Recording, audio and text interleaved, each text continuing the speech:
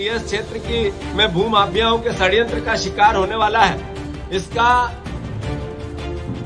हम उज्जैन शहर की जनता से, प्रशासन से पूर्व में ही आगाह करना चाहते हैं, जिसमें मुख्यमंत्री, मंत्री, सांसद, विधायक सब धार्मिक भावनाओं का एक तरह से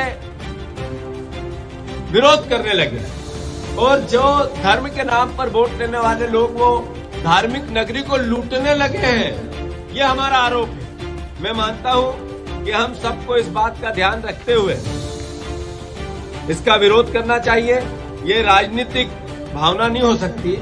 15 से 25 करोड़ लोग 2028 के सीएस में आ सकते हैं, क्योंकि देश से नहीं विदेशों से, दुनिया से लोग यहाँ आते हैं, भक्तगण आते हैं, महाकाल में आस्था रखने वाले आते हैं। सीएस क्षेत्र को प्रभावित करना, छेड़छाड़ करना, ये धार्मिक भावनाओं का भी एक तरह से विरोध करना, उनके साथ भी खिलवाड़ करना, हम इसका विरोध करते हैं। आदरणीय नरेंद्र मोदी जी ने जिस तरीके से कल कहा कि मैं भी गवाह था बांग्लादेश के सत्याग्रह के आंदोलन में, अपने आप को मैं भी जोड़ता था आंदोलन में, मैं भी मेरे शुरुआती दौर के आंदोलनों में, बांग्लादेश के आजादी के आंदोलन में हमने भी गिरफ्तारी दी थी।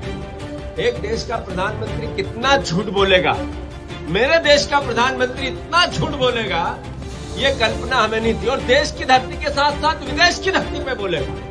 मैं नहीं मानता हूं कि ये देश का मस्तक इससे ऊपर होता है। हम शर्मसार होते हैं, दुखी है हमारा मन, परेशान है कि मेरे देश के प्रधानमंत्री ने देशवासियों से झूठ बोलते बोलते अब दुनिया से झूठ बोलना चालू कर।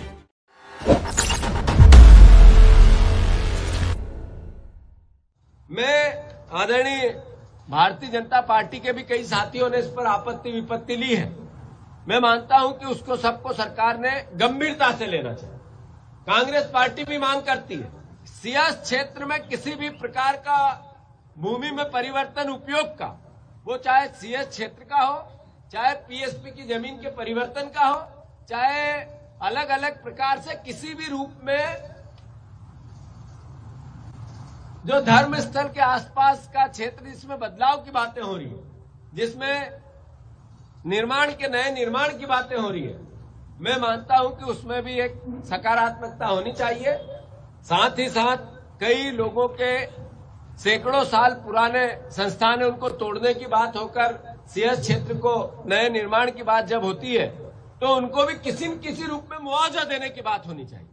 आप कैसे तानाशाही पूर्ण अराजकता से किसी को हटा सकते हो, ये भी कांग्रेस पार्टी मांग करती है कि मुआवजे के साथ विस्तार की बात हो, न कि डंडे के बल पर, तानाशाही के बल पर विस्तार की बात हो। इसका हम विरोध करते हैं। अभी नरेंद्र मोदी जी ने बहुत अच्छी बात है बांग्लादेश के सत्याग्रह को लेकर देश के और दुनिया के डोमेन में लेके आए हैं। मैं मानता हूं कि वो भी बात आज महाकाल की इस धरती पर हम सबको करनी चाहिए।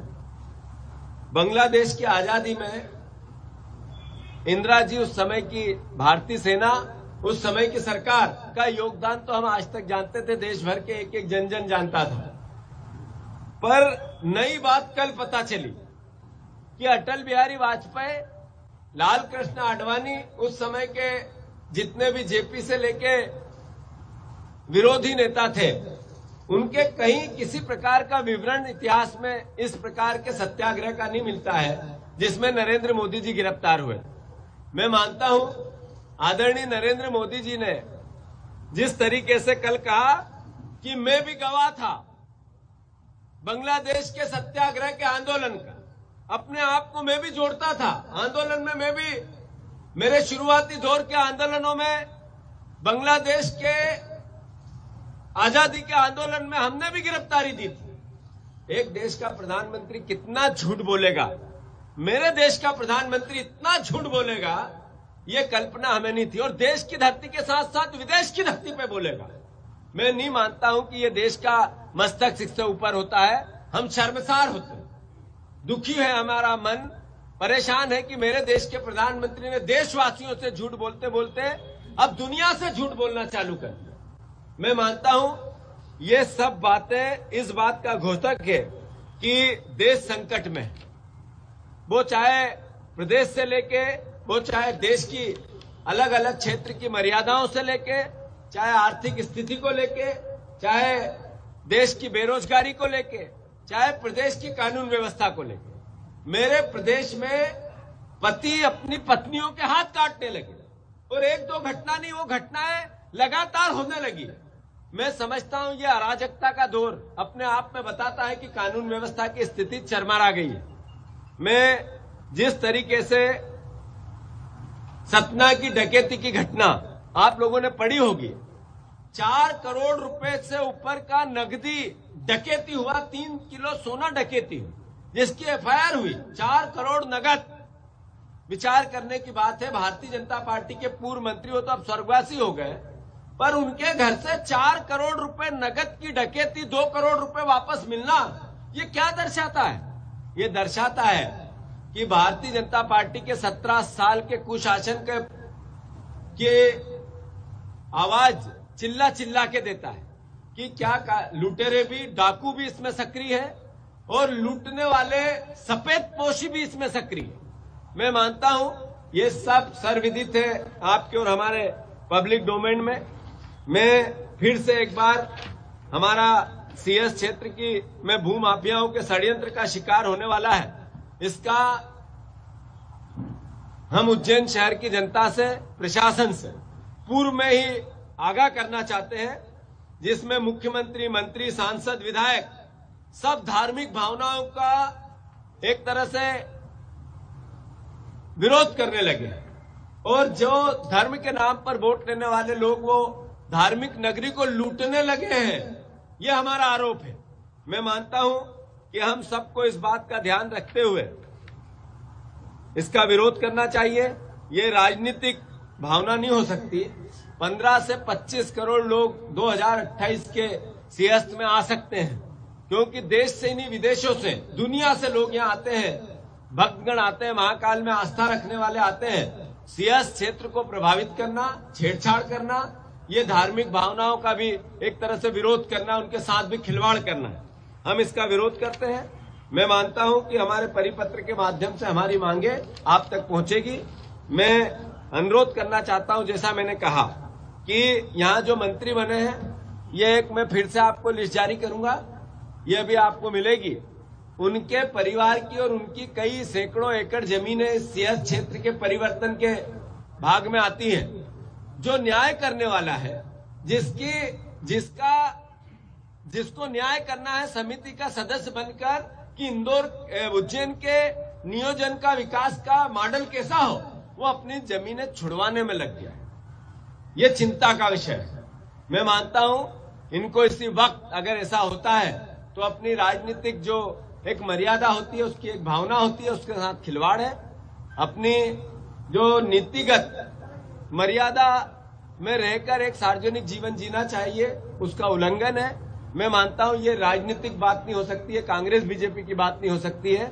ये संविधान के अनुरूप भारतीय और हमारे एक अपने कर्तव्य होते हैं, उसकी बात होती है, उसका निर्वहन होता है। मैं मानता हूं हम सबको, खासकर जर्नलिस्ट भाई हमारी इसकी आवाज उठा रहे हैं। और भी मैं आप सबसे आपका साधुवाद करते हुए अनुरोध करता हूं कि किसी के प्रति दुर्भावना नहीं है, न कोई राजनीतिक पुट है, पर चूंकि महाकाल की ये पवित्र नगरी, मैंने जैसा कहा, जीव मात्र जो निर्जीव वस्तु है, वो भी जो संसार में कुछ भी है, कण कण जो जहां पे आकर अपने आप को समर्पित करता है, उन आस्थाओं को हमें सबको सरोकार करना चाहिए, उनके प्रति अपना आदर प्रकट करना चाहिए, उनके प्रति अपने आप को समर्पित करना चाहिए। और उसी में मैंने ये उचित समझा, हमारी कांग्रेस पार्टी ने उचित समझा, अपनी बात कही है। सियासत का जो क्षेत्र उज्जैन महाकाल की नगरी का, वो किसी भी रूप में अपने स्वार्थों के लिए परिवर्तित न होना चाहिए। जो लोग सत्ता में बैठे हैं, वो अपनी शक्तियों का दुरुपयोग करने का एक आभास हो रहा है, षड्यंत्र दिख रहा है। हम विपक्ष में हैं, हमारा विपक्ष में न होते तो भी हमारा धर्म बनता है कि उज्जैन महाकाल की ये नगरी, जिसमें 2028 मैंने कहा हम सब न रहेंगे, पर ये क्षेत्र, ये संस्थान, ये उज्जैन नगरी हमारी 100, 200, 500 पीढ़ियां निकल जाएगी, पर ये स्थापित रहेगा। जब तक सृष्टि रहेगी, सृष्टि के साथ रहेगा, तो हमारा सबका धर्म बनता है कि अपने स्वार्थ के लिए लोग अपना उल्लू सीधा करें और हम चुप बैठे। ये लोकतांत्रिक व्यवस्था नहीं हो सकती। लोकतंत्र में हमारा विरोध दर्ज होना चाहिए। हम सरकार से आग्रह करते हैं कि इस तरह का कृत्य किसी भी रूप में असहनीय है, इसका हम विरोध करते हैं और इसको सुधार होना चाहिए। पार्टी के इसके स्तर पर किस हद तक जाएगी? नहीं, हद नहीं होती। और मैंने कहा ये राजनीतिक दुराभाव की बात नहीं है और राजनीतिक इशू नहीं है। ये इशू है आस्थाओं का, ये इशू है परंपरा का, ये इशू है हम सबका सामूहिक। और इसमें सत्ता पक्ष के लोग भी आते हैं, विपक्ष के भी आते हैं, आम जनता भी आते हैं और हम सब आते हैं। तो मैं मानता हूं कि इसको राजनीतिक चश्मे से न देखते हुए एक सामूहिक रूप से एक प्रयास देखना चाहिए और उसमें हम सब मिलकर कर रहे हैं। आप, हम, सत्ता पक्ष, विपक्ष, ओके। यहाँ भी आपत्ति ली है हमारे जनप्रतिनिधियों ने, उज्जैन शहर के गणमान्य नागरिकों ने भी ली। विधानसभा में भी मैंने ये प्रश्न उठाया था जिसमें आश्वस्त किया गया था कि किसी प्रकार की छेड़खानी नहीं होगी और छेड़खानी अगर ऐसी कोई परिस्थिति बनी तो एक समिति बनेगी। अब समिति बनी, ये विधानसभा के प्रश्न का उत्तर है। समिति बनी जिसमें यहाँ के मंत्री जी, यहाँ के सांसद जी, यहाँ के विधायक जी, इनका इन्वॉल्वमेंट होता है। अब जो समिति बनी उसके सदस्यों की जमीनें इसमें आ रही है और वो उसमें परिवर्तन के लिए उन्होंने अनुशंसा कर दी। तो ये आपको नहीं दिखता है, 1 मिनट पूरा उत्तर आने दो, पूरा आपको नहीं दिखता है कि कुछ न कुछ मेरी जमीन है, मैं ही न्यायाधीश हूं, मुझे ही न्याय चाहिए, तो न्यायाधीश को न्याय चाहिए तो वो क्या करेगा? ये मैं आपको दूंगा। मैं यहाँ के मंत्री, मैंने आपको फिर से कहा, यहाँ के मंत्री, मैं जमीनों की लिस्ट भी दूंगा।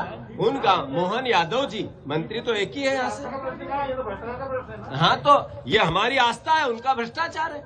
हमारी आस्था है, आपकी आस्था है। हिंदू धर्म में जो विश्वास रखता है उसकी आस्था है और जो लोग इससे लाभ लेना चाहते हैं उनका भ्रष्टाचार है। हमने जैसा आपको कहा कि आपके माध्यम से प्रशासन को आग्रह किया, मुख्य प्रश्नों के माध्यम से मुख्यमंत्री और सरकार को आगाह किया, हमने आपके माध्यम से जनता को आगाह किया, हमने जनप्रतिनिधियों ने और आम जनता ने आपत्ति लगा के उस समिति के माध्यम से संवैधानिक तरीके से अपनी बात रखी।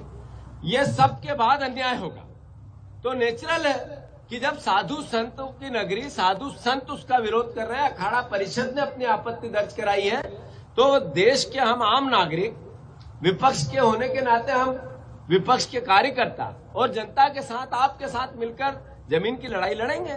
100% लड़ेंगे, 100% लड़ेंगे, 101% लड़ेंगे और ये विधानसभा में भी लड़ेंगे। ऐसा ही नहीं कि ये यहाँ लड़ी जाएगी, कोर्ट में भी लड़ेंगे, सब जगह लड़ेंगे।